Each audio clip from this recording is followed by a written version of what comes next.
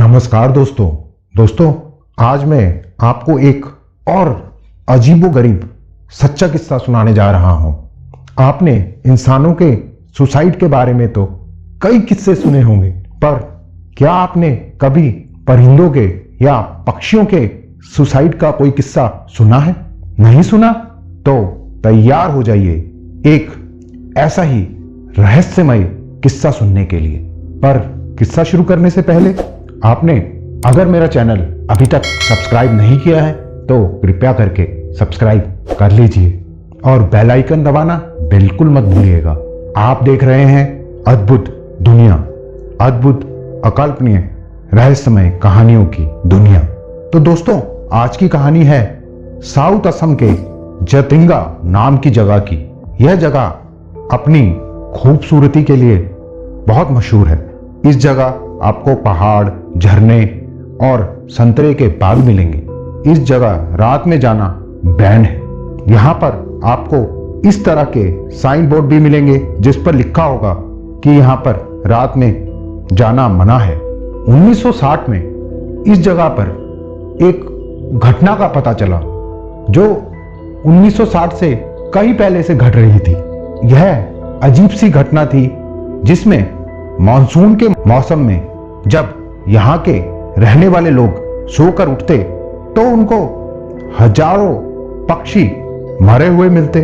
और ऐसा एक दिन नहीं बल्कि यह सिलसिला कई दिन तक जारी रहता, जिसमें सुबह घरों के बाहर मरे हुए पक्षी मिलते और इन पक्षियों की लाशें घरों के ऊपर, सड़कों पर हर जगह पड़ी मिलती।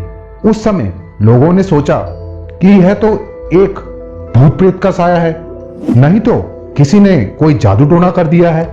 धीरे धीरे वक्त बीतता चला गया और जो जगह अपने पहाड़ों और झरनों की वजह से मशहूर थी, अब वह किसी और वजह से जाने लगी। और वह वजह थी पक्षियों की मौत या उनका सुसाइड।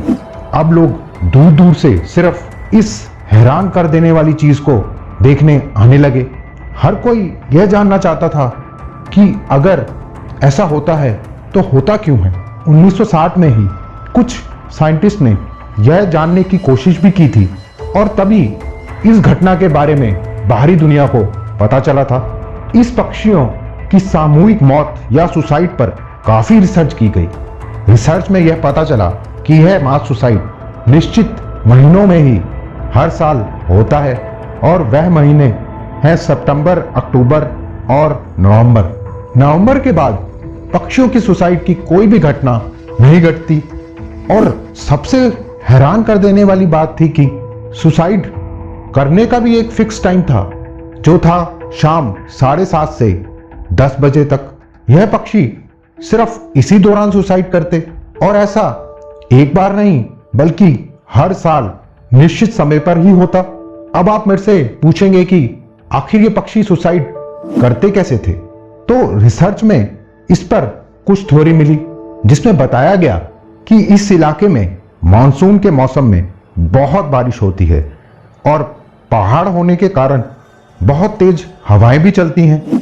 अब शाम के वक्त अंधेरे में इन पक्षियों के बारिश के कारण पंख गीले हो जाते हैं और इस इलाके में बिजली भी नहीं है। तो अगर रात के समय कोई रोशनी दिखती तो यह पक्षी उस रोशनी में झुंड बनाकर उड़ते हैं और रास्ते में पड़ने वाले कटीले बांसों से कटकर घायल होकर मर जाते हैं।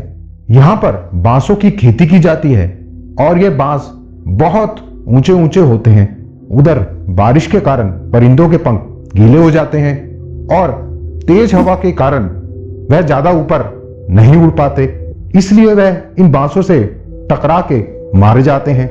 दूसरी थ्योरी जो डॉक्टर सेन गुप्ता द्वारा दी गई, जो कि फेमस बर्ड एक्सपर्ट थे जिनको भारत सरकार ने इस जगह इन्वेस्टिगेशन के लिए भेजा था, उनके हिसाब से इस जगह मैग्नेटिक फील्ड या चुंबकीय शक्तियां हैं जिसकी वजह से पक्षी नीचे की ओर खिंचते हैं और फिर कटीले बांसों का शिकार हो जाते हैं। पर यहाँ के लोकल लोग इन थ्योरी पर विश्वास नहीं करते।